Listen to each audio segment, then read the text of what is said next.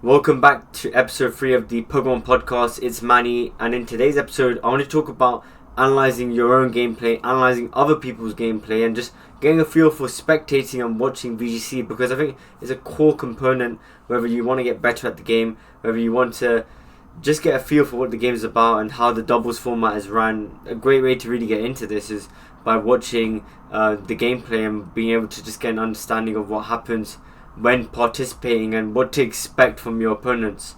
I know a lot of people like myself have been watching VGC for quite some time, and it's kind of the beginnings of your journey in a sense. You obviously have an understanding of what Pokemon is. You might have played it as you've grown up, and then you hear about there's competitions to participate in, but the best way to actually understand the competition is by watching it. And we're quite fortunate that there's a lot of regional events that take place all across the world in different regions, and as a result of that, some of them are recorded by the Pokemon Company and uploaded onto their YouTube channel, which you can quite clearly see in the background here behind my webcam. You can see that there's percentages and then Pokemon, and it says just across the top, top 12 Pokemon at San Antonio. This is the regional event that took place last week. I am recording this on Christmas Eve, so I hope everyone has a wonderful Christmas and enjoys the festive season. I would have been wearing my Christmas jumper, but I can't find it, so if I can find this Mickey Mouse Christmas jumper, I'll try and wear it on a different episode for sure. But going back to it, it's all about the Pokemon that are most used by the competitors that are competing in this regional.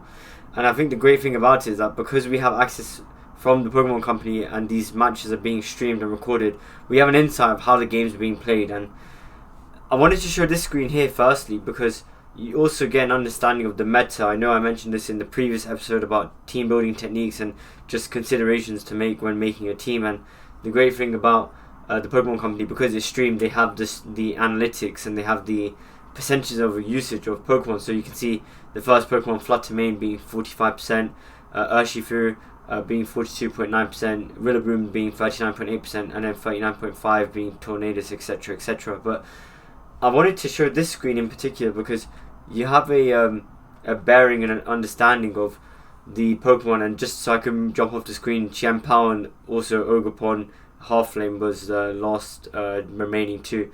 And this is the best place, I think, in my opinion, to actually watch gameplay. I won't jump into the gameplay too much, and because just around copyright strikes in that case. But I wanted to jump onto this next screen because when you go, it says here the Pokemon have slightly changed in this screen, and it says most popular day 2. Just to make this very clear, day 1 is where most of the competitors play the game, but then day 2 is the top 32 players that have won like a certain number of games make it to day 2, and this is where you can get a better understanding of what the top players are playing in the format. And you can see it's slightly changed how Urshifu is actually the highest used Pokemon, and then Fluttermane second, and then you see that Rillaboom's dropped from 3rd place to 5th in this case, and slight alterations with Ogerpon Halflame being much higher up than it was previously, and some new Pokemon emerging like King Gambit. But the point is going back to this is a great place to watch the game, get an understanding of what the game's really about, and this is just a great resource of where you can see where people are playing. So you can have like people's teams, and in the corners of the screen, which might well be slightly cut off in this case, and I'll just point to us now, where next to the person's screen, which is Clefairy Fainted, there's the Pokemon on the screen also and their associated item. And I think that's just a great way to take a look, where if you're not really sure about the game, not really got an understanding of what Pokemon use which items, I think this is a great way just to see what people use. And the point I wanted to make about watching gameplay is, for those of you who've jumped that step, we've obviously mentioned about getting into the game and what it's like being someone who's just started playing, and then the second episode about team building techniques that I consider and certain things that I personally believe are really useful and have helped me build a good foundation around building a good Pokemon team. This next part is really taking that team to the next level. Playtesting is definitely a part of it and definitely going to be in a different episode, but the topic I wanted to go over in this episode is more around just understanding how people play the game, seeing what people do in certain situations. And is building up a skill set around playing the game, and positioning is something that I'm going to touch on, and something that personally for me I need to get much better at. And we're going to see my own gameplay as well, funny enough, and we can just review that and take a look at what we think's best and what I perhaps should have done slightly differently. But this is a great place to, in my opinion, to watch a game. You have accessibility to a person's team, and in most cases you have access to their movesets for their Pokemon.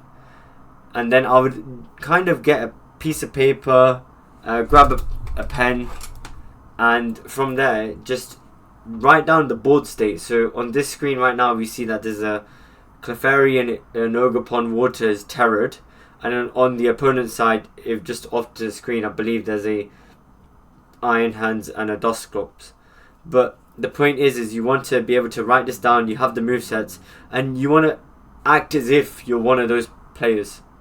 Perhaps in this case you choose to be the individual that's not got the Clefairy anymore and has fainted, and you've got your Ogerpon terrored, and then you think to yourself, what's the next best move? And because you're spectating, you have visibility around which 4 Pokemon they've brought out of the 6. In this case it's slightly Cough, but you can also there's a Landorus Incarnate with Life Orb, which is also on this team, and it's having that board state so you can analyze and think for yourself. And you might not know which Pokemon do what, and you might not really be super familiar with those Pokemon, but this is also another great way to get an understanding of the Pokemon and how they've been utilized by the individuals that are really good and have been either playing the game for a long time or those who've made it to a very high level in a regional event. I think by doing this exercise, it gives you a better bearing and helps you put in those reps around why certain decisions are being made, and off the back of that would help you as an individual who's playing the game make better decisions when playing. And I think that's why I wanted to start off with the official Pokemon VGC channel, because this is a great way, in my opinion, to be able to get the ball rolling, create board states, and not focusing too much on your own team as well. I think when you focus too much on your own team, you might tend to overanalyze and start doing a lot of things, and you'll notice that in my own gameplay it's great to have that as a reference point, but I also like to see how other people play it with other teams, because when you go into tournaments it's great to be amazing at and handling your own team, but you need to be equally, if not better, at understanding how your opponent tends to position themselves, tends to operate with their Pokemon in the confines of who they've brought out of those 6.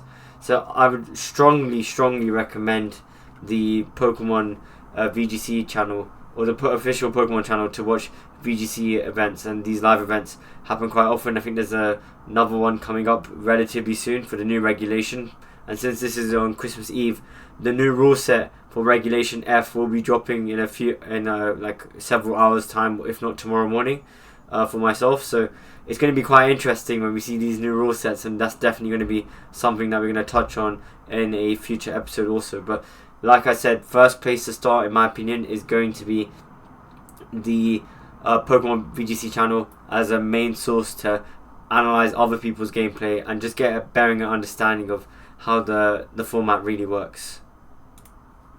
The next place I wanted to jump to is actually on Pokemon Showdown, because if there's another place to, regionals are quite infrequent. They happen every so often, and you, for whatever reason, might not be around to watch the video, or the videos are quite long. But I think a great way to actually watch gameplay on a more consistent basis across so like there's no regionals now, it's during Christmas. I think the next one is in January. So another place to actually watch gameplay is other people's YouTube channels, which I will strongly recommend doing as well. There's a lot of top VGC players that have YouTube channels which talk about certain teams also and give a team breakdown, which is probably the best place to start learning about certain teams that you might consider using. And off the back of that, a lot of these videos are very much so educational, so they explain their choices, and I think explaining the choices being made and the Pokemon moves being used is the best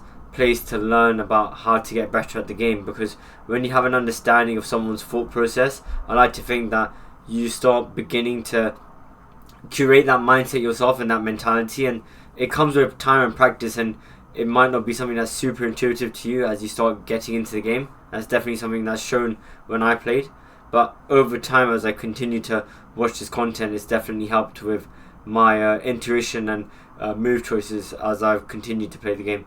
But going back to Pokemon Showdown, I showed this a lot.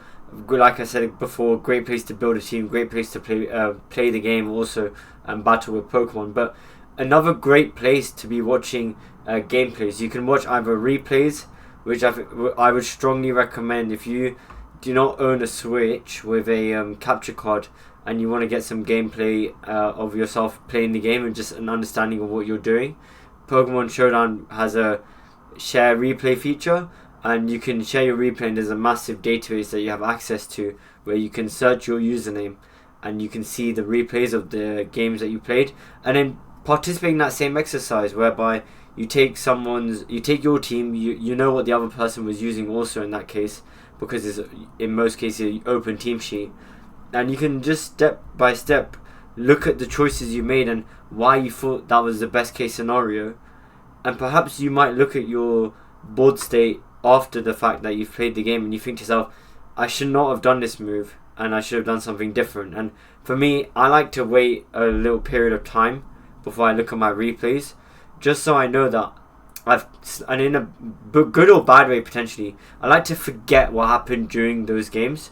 I just like to see what Pokemon I've chosen, see what moves I had access to, and off the back of that, turn one, I think to myself, this is how I would have played it, and then I play my replay and I see where I might have done something slightly wrong or slightly differently. And I think that's another great place to start building that habit of, yes, analysing someone else's gameplay is a great way to start, but then when you start looking at your own, that's when you start building the building blocks towards being a better VGC player. And going to this, you can actually, Pokemon Showdown, you can filter by format.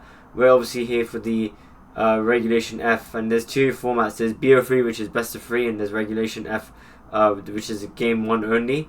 I'm choosing this one just for representation of, there's different ELOs, so people win 1,100, people win 1,300, not as many, but you can see that this individual, or one of them, is 1381, which is actually probably a great place to start, because you can actually see they've just started their game. And I do have a extension on the side, which is not something that's quite commonly used, and something that I came across, which I use on Showdown, and it actually gives you the calcs around the Pokemon and the damage that they output to your opposing Pokemon. I think this is a great place to start, just to, you see, I have access to the person's team and an understanding of, okay, this is what they've got, this is how much damage that this Pokemon can do, this is how much damage it gets, this Fluttermane can do to Landorus, and then from there we can make things work. So you see that turn 1,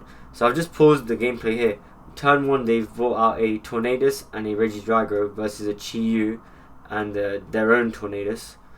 And I pause it here because I like to, going back to assuming the position of someone on the board, I love to just take this opportunity to be like, okay, if I am the Regidrago and the Tornadus, because that's the one that's closest to me, what would I do in this scenario? And I go to here where I can change what Pokemon I have, and it seems like it's a Dragon Maw, Dragon Fang Regidrago. So if I did Tailwind, there is no way possible that I'd outspeed the Chi-Yu, and the Chi-Yu would be able to potentially take me out. You can see this calculation here, there's a 31.3% chance for me to be taken out. And I think having this extension alongside just watching people play really helps you have an understanding of, okay, this is how much damage something will take.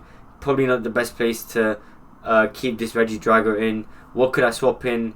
You're obviously not privy in this case compared to the Pokemon YouTube channel to see what other Pokemon that this individual has bought. However, you could think to yourself, if this was me, I would swap in ideally the Ogerpon Wellspring, which, to be fair, in this case also does get more likely to get one shot, funnily enough. or we could even bring in the Assault Vest Landorus, which is 2-hit KO when it comes down to using Dark Pulse on this Pokemon. And that's how I've started building that repetition of learning how to play the game and how to get better. So we're just going to play this. So they've got Protect, they Tailwinded. It uses Snarl instead, which is fair enough, which is 46%. Regidrago does end up staying in, and it does miss the Draco Meteor. So it's interesting how we see people play and why they've decided to make those choices. They've probably understood that if I can't really, they might not have bought the Landorus in this case, so they didn't actually have an option to swap something in, so they had to take all the damage. So they thought, if they're going to take damage, Dragon Energy is not my best move.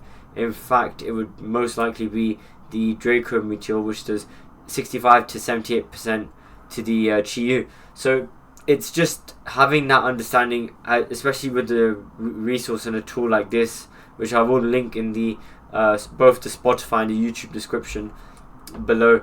It definitely helps with seeing a person's team and knowing that why they've made those decisions. And I've obviously been able to work backwards and reverse engineer the decision making. They've obviously ran the risk of potentially falling to the Dark Pulse for one of their Pokemon, but they obviously knew that they were going to live it in this case. So they thought, if they can just output as much damage as possible and then reset, it might be, in many cases it actually might be better for you to lose a Pokemon than swapping something in just to get an advantage. I think there's a useful understanding of that, and this is where I start watching people play on a more consistent basis. And I like to also take some notes, so whenever I play or watch someone play, I write it down. So we saw here it was Tornadus versus Regidrago, Tornadus and Regidrago even,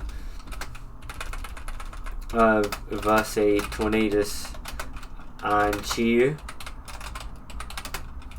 And over time, I think a really good thing to do is just guess the Pokemon. We can obviously see on the left side of the screen that we have a Regidrago, we have a Landorus, we have a Glimmora, a Gholdengo, a Tornadus, and an Ogerpon.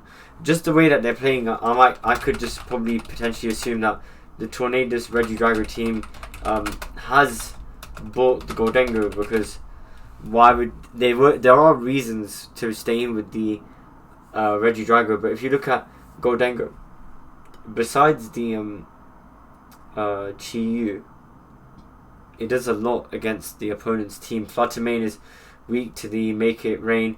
And obviously we've got Iron Crown on this opponent's team, which is one of the new Paradox ones. But we could potentially think that Gholdengo could come. We're more likely to be inclined that Ogerpon's coming, because it can absorb the water hits from Ogerpon's Wellspring on the other side if it hasn't terrored, and also it does a lot against the opponent's team. And it's just, you might just guess that, okay, these might be the 6 that someone's bought, and using this as a great way and a great exercise to predict what people bring. And there's many factors why people bring Pokemon. There's knowing which Pokemon counter other Pokemon. Familiarity is a big thing as well. If you're familiar with certain Pokemon and you know that you're playing well with these Pokemon, you might think to yourself, I'm going to just bring these Pokemon. And I know that's very individualistic and very personable in that sense, but still having the exercise of taking notes of games that are being spectated. And in this case, it looks like the game was just forfeited just off the back of someone missing a move. And I think that's the one thing I'd like to point out about Showdown. There's a lot of times where you might see this, where there's games that are going on, and if something doesn't go someone's way, they're very likely to just leave the game. And sometimes you'll join a game in the middle of the game. So this is a slightly different game. We have a Grimmsnarl, we have a Annihilate versing a Fluttermane and a Kingambit. And then the extension, if I can just jump back to this, the extension then updates with the new Pokemon, and we see that Grimmsnarls use Taunt, and the Shadow Ball comes out from the Fluttermane. And you can just see how people playing the game, why they made those decisions, and just having that understanding of decisions being made is going to greatly help you become better at making your own decisions and having sovereignty over why you made certain decisions and why that's happening. So I'd strongly recommend Pokemon Showdown as a resource for also watching and spectating games, whether that be someone else's in a higher elo to yourself. And off the back of that, like I mentioned, you can have the replay saved for your own games, so you can create like a small dictionary of or highlights of games that you've played in and participated in, and then you can go through the same process of taking notes and on your own games that you've played and seeing the faults in your own gameplay or the things that you did well. I think this is also a good time to also spotlight doing things well is just as important as seeing the mistakes in your games. And of course, it's ideally you like to play optimally all the time, but it's very difficult, and sometimes the factor of unpredictability can play a major role in certain Pokemon games as well. So I think that's something to be aware of, something to look out for, and something that for me moving forward is a skill set I definitely want to begin to lean on a lot more, because I've noticed myself when it comes to positioning Pokemon, like I do one thing really well, I position it well, and then for me I go one step forward, two steps backwards, and it's being able to apply that pressure and continue to apply that pressure, because once you're in the driver's seat, you should just carry on going. There's no need to hesitate, and momentum plays a big role in that. And I think confidence as well. I think mentality around the game and the game itself and being confident is something that's severely underrated, and that comes with practice, experience, and in this case I like to think that watching gameplay helps build up that muscle to be like, they've done this because of this reason, I'm going to try and reenact this game and see how I could have won it or what I would have done differently. And that helps you build that system in place when it comes to you seeing Pokemon in the game or seeing Pokemon on someone's team. You can go straight to the mode of, okay, I'm bringing this, and this because of these reasons, and then think about what you might do for turn one. So in just one moment I'm about to jump into some gameplay, and it's actually my own gameplay from the Switch, and we can just talk about that also. So this was my team. This is a team that I've created off the Regulation F format. It's not set in stone, the regulation. It might be subject to change, but based off some of the stuff that we know, I don't think this team per se has any illegal Pokemon in that sense, where they might be paradox Pokemon which may not be usable in the new format. These Pokemon, most of them are legal and some of them are just DLC mons, so this team in theory should be able to be transferable into Regulation F. But regardless, the point I wanted to make was you can see that the team here has a Kingdra, Incineroar, Pelipper, Sinistcha, Metagross and an Iron Bundle. My opponent Harrison has a Incineroar, Rillaboom, Urshifu, Fluttermane, Amoonguss and Chiempao. I don't have access to the team sheet because this is played on the Switch ladder, and this is something that I will not have access to. I'll know certain things when the game takes place in the context of this is how much damage a move does, but this is basically playing blind against someone because you don't have access to their team sheet. But I know that if I look at this team, you see that there's an Incineroar, there's a Amoonguss, there's a Rillaboom. There's a big weakness to flying type moves, especially with Urshifu. And the nice thing about this team a lot, I use that Kingdra has a Terra Flying Hurricane. I wanted to use Terra Flying, and just talking about decision making is because I know that Terra Flying Hurricane, especially in the rain, because it's going to be alongside Pelipper, is just going to do so much damage. And with that Life Orb, I like to think that it takes out a lot of these Pokemon in one hit, to be completely honest with you. And so I like, even if I look at this team now, I think before I've paused the footage because I want to just take a look at this opponent's team. Who would I bring? Metagross is great in the context of it has priority and it can hit the Fluttermane. And then you have Chiempao, which has can be hit by the priority moves as well, but it has Sucker Punch, so it's obviously going to outspeed and do a lot of damage to the Metagross.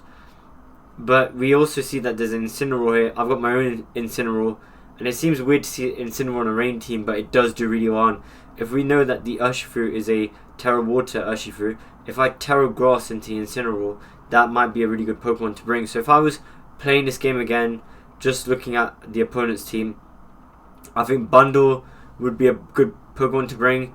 Outspeeds everything, there's no Tailwind. Freeze Dry will hit the Urshifu for super effective. The Hydro Pump hits the Incineroar, and if it does Terra into Grass, I've got Ice type moves. Ice type moves are great against the Amoonguss and the Rillaboom, and just good speed control. So in my opinion, in no particular order, I'd probably bring the Pelipper, the Kingdra, because the Kingdra can just output so much damage. Iron Bundle, and my last Pokemon, I think I'd bring Incineroar. So let's see now, and just skip into this slightly, and see which Pokemon I decide to bring. So you see this this process, it does take a little while. I'm thinking I go Incineroar first. So look, you can see I've got Incineroar first, the Kingdra, the Iron Bundle, and the so Pelipper, Kingdra, Incineroar, and Iron Bundle, the 4 Pokemon I decide to bring. Let's see, I am umming and ahhing about stuff. Maybe it's just ordering, and I think this is good to see that my order in particular in this case is Incineroar, Iron Bundle, Kingdra, and Pelipper, and I decide to, let's see what I do. I bring in the Pelipper's third, I bring the Bundle, do I bring the Metagross? I think it's good to just watch this as well, like the decision making process, and I do use a lot of my time. You can see there I've only got 10 seconds left, so I've actually swapped the order of the Pokemon coming in. I've got the Kingdra and the Incineroar coming in, and then off the back of that, in behind, I've got Bundle and Pelipper. And I believe I did this because the Kingdra would outspeed everything after Pelipper gets swapped in and the rain comes out, and obviously Incineroar has access to Fake Out, so I can actually Fake Out one of their Pokemon. And in this case we see the Urshifu Rapid Strike, and then we see the Rillaboom coming in. I'm just going to jump off the screen so we can just take a look at everything that's going on. So you can see that we've got the Intimidate, we've got the Incineroar and the Kingdra on the field. For me, I'm going to pause here again. Fake Out would be the move I'm inclined to use on the Urshifu, because I'm assuming a Rillaboom is going to fake me out as well, and then the Kingdra would be not susceptible to any damage besides potentially a Fake Out. It is quite likely the Rillaboom, because it's faster than my Incineroar, could fake me out, and then the Urshifu could just take out my Incineroar. It seems like a really bold play to make, but in my case now, if looking back, I would Terra Grass my Incineroar, I'd Fake Out the Urshifu, and then I would try and just output as much damage as possible, whether that means Draco Meteoring either the Rillaboom or Urshifu, or just using a Hurricane and hoping to land a hit on one of the Pokemon on the field at the moment. So we'll see. So I do Fake Out the Urshifu, I then press Hurricane or Draco Meteor. Let's see, I Draco Meteor the... It's interesting. I love watching my games back. I know it looks like a very long process, but I also look at the Pokemon I have access to, what is the best move on the field. So you see Terra Grass, Fake Out, perfect, and then am I going to use the Hurricane, Draco Meteor? So yep, I use Draco Meteor. So it's quite interesting that the way that I saw the game after the fact that I'm watching it and what I did during the game is in alignment, and you're going to see this quite often. You might not see it all the time, and that's perfectly fine, because you might think afterwards you could have done something better. So let's see. So Fake Out goes into the Incineroar, which is something that we've obviously discussed. Surging Strikes goes into that, and you see there's absolutely nothing, even with a critical hit. Incineroar is just such a great Pokemon. I know a lot of people have been playing VGC for a while, and people say it's one of the best Pokemon in the format.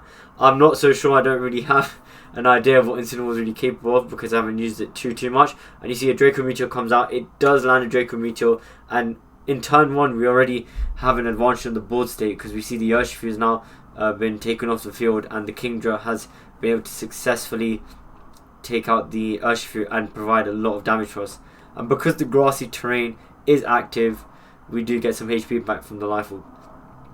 Our opponent does have their own Incineroar, which is quite interesting, which then intimidates our Incineroar and the Kingdra. And because now we're Terra Grass it's going to be interesting now, because we could bring in the Pelipper, but because I've already reduced my Kingdra's special attack by 2 stages, I like to bring out the Kingdra and bring it back in with reset stats.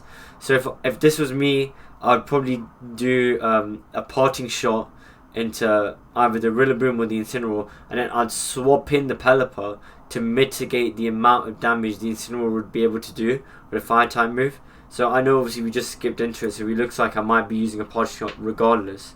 And am I going to bring in the Pelipper? I do bring in the Pelipper. So the reason for the parting shot, and something that I'm looking at in retrospect as well, is I think the parting shot helps with positioning, because I won't outspeed either Pokemon. It does reduce the damage on the Rillaboom. The Rillaboom already has 1 stage lowered because of the Intimidate, and it looks like my Incineroar is faster, so now it's lowered the Rillaboom by 2 stages.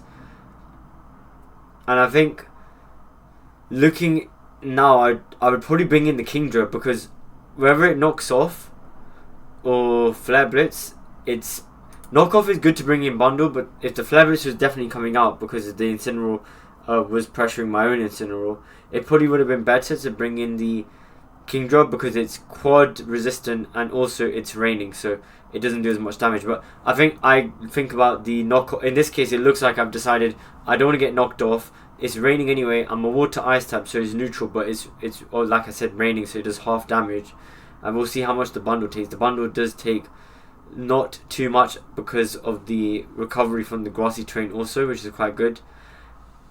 And that's an interesting turn, because I think personally now, looking back, I probably would have gone Kingdra, because I can then just Hurricane or Muddy Water next turn, or I could probably swap in the Incineroar the turn after, just to reduce the damage even more by the Rillaboom. So it looks like I am bringing back the Incineroar, and I'm attempting to use a Tailwind, because the Rillaboom won't be able to do as much damage, because it's been intimidated and I've parting shot it. So if I bring in another Intimidate, I believe personally I should be able to live a Grassy Glide. I am fast. It looks like at the moment I am faster than every Pokemon on the field regardless, because my Incineroar did outspeed their Incineroar. But the only Pokemon that it didn't outspeed was a Rillaboom. But having that speed control is really important, just in case with the Pokemon in the back. We've obviously taken rid of the Urshifu. And yeah, you can see that the Rillaboom has actually swapped out and the Amoonguss has come in. So the Tailwind will help. It won't be as useful as we probably anticipated in this case, because the Amoonguss is super slow anyway. But we see that the Incineroar on their side parting shots as well, and because now we're faster in the Tailwind, our Fake Out should go before the Rillaboom's, which will be really great for positioning, or being able to Fake Out, not being able to get stuck and flinch myself, and being able to Fake Out the Amoonguss, because we saw that in turn 1 I wasn't able to Fake Out the Urshifu because the Rillaboom faked me out first. And that just is great that we've been able to set up that speed control. And I'm going to jump back in because you've obviously seen some of the moves already, and I'm going to skip a little bit forward, and just so we can see what we do. So I actually Hurricane, which does a considerable amount of damage to the Incineroar. I've then used, I believe I've used Fake Out this turn, or I might have even Parting Shot, but I believe I did use Fake Out because the Amoonguss pressures me because it can Spore. So as you can see, if we did Fake Out, the Amoonguss does flinch and we get some of our HP back.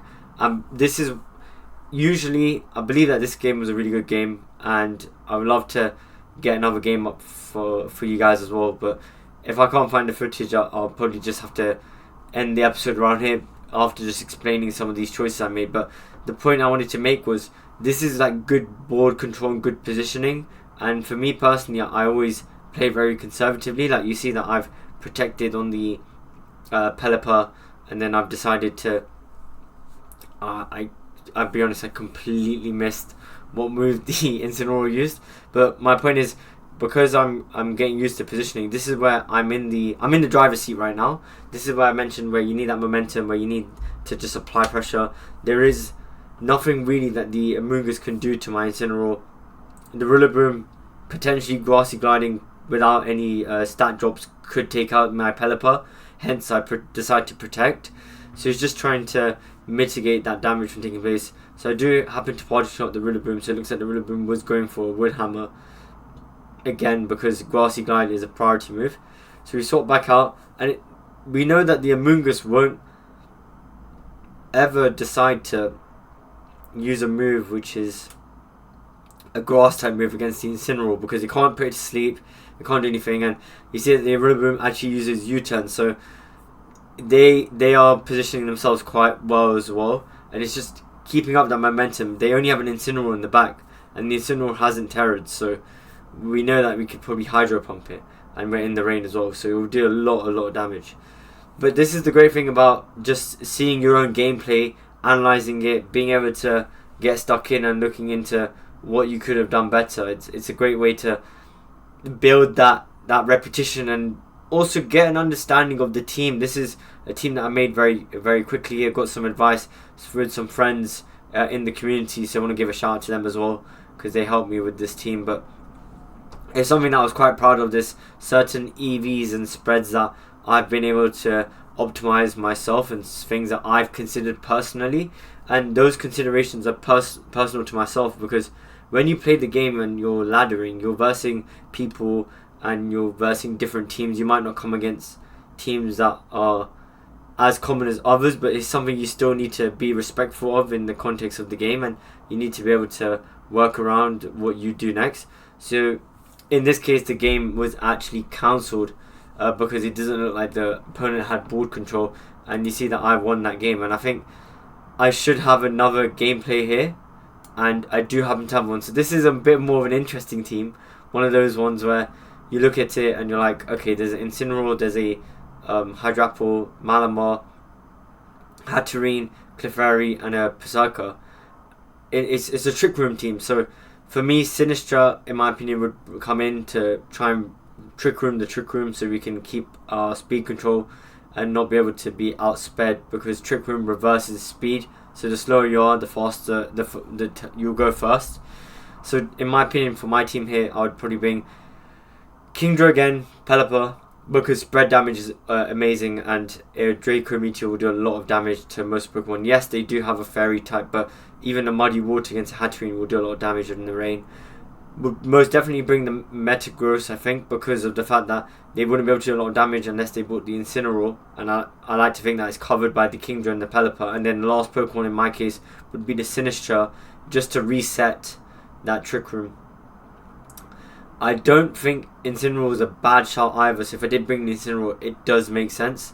The only thing to be wary of is that the Malamar has contrary boost, so if I intimidate the Malamar, it will get a +1 in attack, and it would actually be a bit more threatening on the field. So we'll see what happens. I'm going to just skip into the game, and I haven't actually seen what Pokemon are going in. So we've got the Malamar and the Clefairy, and it looks like I go with the same two Pokemon, Incineroar and Kingdra. And this is pretty good as well to acknowledge your habits. Like I said, there's people, when you're familiar with certain Pokemon, I've seen these Pokemon work, I've seen them do really well. So I've decided Incineroar, Kingdra is a great lead. And you can see our fake out turn 1, quite a standard turn 1. It uses Follow Me the Clefairy, and I thought that'd be the case, so I decided to use a spread move. And this is the great thing about watching your games back. You can see all the moves that you've missed, of course, as well. So but we sign up to that. I'm full acknowledgement around this is the move I use. It's got 85% accuracy. There are times that things are going to miss, and that's something you need to also account for when playing the game. But you can see that there's a common theme here, that the Malamar in most cases, and once you have that knowledge of the game, you'll know that they'll start trying to power themselves up by using superpower or other moves which usually have a decrease in the amount of damage that they do. Decrease their stats, but because of contrary, it will start increasing it. So I do take quite a while to work out what I want to do, because the superpower +1 is going to do a lot of damage, and in fact it might even take out my Incineroar. But I didn't actually bring the Sinistra in this game. I bought the Metagross. Looking back, probably would have bought the Sinistra instead of the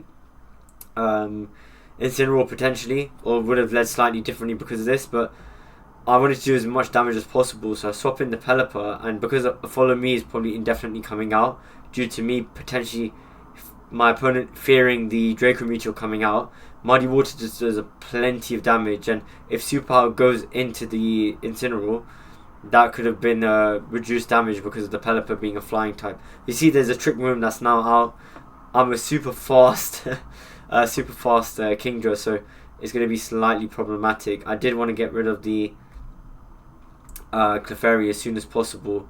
I wasn't really scared of a knockoff taking place or being hit onto the Kingdra. I just assumed the Superpower might come out, so since it's a neutral hit onto the Metagross, I decided to bring the Metagross in, and I thought if I had priority moves, then it would be a great thing to bring out the Metagross just to take out the Clefairy. I would have probably swapped in the Metagross because that was the best option due to Intimidate doing so much to the... just going to pause it here, but Intimidate boosting that Malamar is just going to cause constant problems, and in Trick Room is going to be going first, so a +2 from any Pokemon really does a lot of damage, especially with Malamar attack stat, and just constantly seeing that build up is going to cause a problem. We also see a little bit of a gimmick here. We see skill swap from the Malamar onto the Hydrapple, and the Hydrapple has Draco Meteor, so every time there would have been a ×2 or harshly lowering a special attack, it will sharply increase the special attack instead. So the game is getting a bit interesting in this case, and because of my evasiveness on my Pelipper has just gone down by 2 stages, he or she is probably not missing any moves, to be fair. So it was a good read by my opponent to expect the Weather Ball to come out, so he's swapping the Hydrapple. And this game is it's like I said, that you're going to verse teams you're not expecting, and by any means my team is not ready to verse this kind of team at all. It's not something that you see, it's not very common. But that's the great thing about the game, that there's so much diversity and a range of Pokemon that are in the game, that people make really cool and interesting teams, so that's why I enjoy it so much. And you see that the Bullet Punch comes out because I'm hoping I can take out the Malamar before like a knockoff or any other Dark type move goes straight into that Metagross, but it's just shy of landing a KO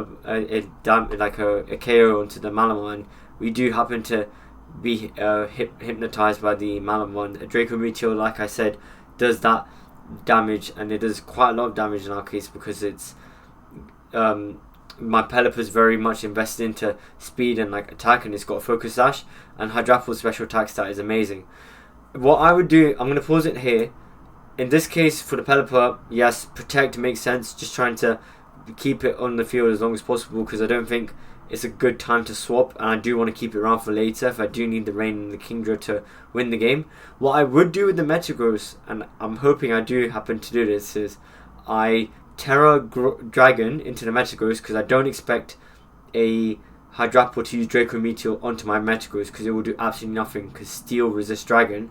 And off the back of that, I hope I press Ice Punch on the Hydrapple to take it out, because this Malamar looks like it's not doing too much, because it seems like it has Trick Room, Hypnosis, Skill Swap, and I'm just assuming it'll probably have Superpowers just to continue to beef up its attack and defenses. So let's see, do we Terra Dragon at all? Yeah, it's also good just to review what Pokemon you have as well. I think the one thing I like to look at when I play the game, which I realise I don't do a lot, is I don't look at my opponent's team, and that's a weakness of mine. I don't press on the start button on the game, see what the opponent has, what the landscape of their Pokemon is, and you see that I've actually done what I expected, to Protect and then Terra Dragon Ice Punch, because there is still potential of the Malamar having a Dark type move, and that will do a lot of damage to someone like me, to a Metagross like myself on my side of the field. And you see that we've got the turn 1 Wake, which is amazing, get the Protect off. Leaf Storm comes out into the Pelipper, so we even stop another boost, but the Ice Punch is definitely going to take out the Hydrapple. It's ×4 effective, so Foul Play does come out. It does a considerable amount of damage, to be fair, and you see the Ice Punch then takes out the Malamar. If the Clefairy comes in, a Bullet Punch does definitely take it out, and the Trick Room is slowly but surely losing its amount of time on the field, and I think that's something to take note of as well, that when you play the game on the cartridge, you can see that, and I did that in the last game, where you can see certain things like the number of turns for rain, number of turns for grassy terrain. And I'm quite glad that I have the opportunity to record my matches, because I can see what I should be doing differently, and looking at an opponent's team is something that I see that I believe I should be doing a lot more. And I'm assuming the Pelipper will just get faked out by the Incineroar, so I swapped the Incineroar in despite the boost taking place from the Malamar, because the Metagross would just bullet punch the Malamar and take it out. So we'll see what my opponent does. In fact, it doesn't actually do that. It fakes out the Metagross, and then the Malamar just foul plays the Metagross, and because it's based off my attack stat and not the Malamar's, it doesn't do a lot of damage. The Twisted Dimensions are back to normal. I can just comfortably fake out the Malamar and take it out and off the board, and if we need to swap out the Incineroar Metagross, we can, but I know Incineroar is slower than Metagross if it has no speed investment, so I decided to use Stomping Tantrum. And you see fake out into Malamar, Malamar's off the board. Clear body means that I wasn't affected by the Intimidate the Incineroar had when it swapped in. Stomping Tantrum comes out, and we're going to see how much damage that does, and it does so much damage, it looks like the game's basically over, because when I swap in the Kingdra at the end of the game, we know we can clean up with just using Muddy Water to end off the game, and it uses Snarl, so it doesn't do as much, and our Metagross actually lives, which is quite surprising, but I know I EV'd it a certain way, so it looks like it's a Assault vested Incineroar set, and because it's mostly invested into attack, it was going to live. But yeah, being able to have opportunities if you do have the chance, whether this is me watching it on the game and seeing your games take place on the game, or use Pokemon Showdown, this is a great place to get started in analysing games, and it looks like I've done the best thing possible. I bullet punch into Clefairy, hopefully should take it out. We're about to see it now. It doesn't take it out, it lives on 1 HP. We parting shot into the Incineroar just to reduce its damage so much, and my Incineroar can come back in and continue to intimidate it. But this is why I love watching my games, and something that just you want to build those habits of being better at positioning, having an understanding of why you made decisions, and then looking back, and like I said in this game, I probably would have bought the Sinistra to stop the Trick Room and made certain plays slightly differently, but that's how we learn, that's how we improve, and that's what life's really about. And hope you guys enjoyed. This is something I've thoroughly enjoyed. If you want to see more gameplay from myself, please let me know in the comments, whether that's in Spotify. I put a poll in the Spotify if you want to vote on that, or if that's just in the comment section on the YouTube videos. We'd love to hear what you guys have to say. A few more episodes are going to come out before the end of the year, and I can't wait to release them. Hoping to have a guest on soon, so that's something that's definitely in the works at the moment, and a live team building session, because like I said, it's Christmas Eve, so have a Merry Christmas and enjoy the festive season. I hope you all have a wonderful day and a fantastic time with your friends and family. And then we can see what teams come out and rule set is for tomorrow, Christmas Day. Little gift from the Game Freak to us, and we can start building new teams. And this team looks like it's working as it's intended, but can't wait to make many more, and hopefully I can start recording a podcast episode around team building and just going through that whole exercise from start to finish. So thank you so much, hope you enjoyed. Like, comment and subscribe, and this is Manny signing off.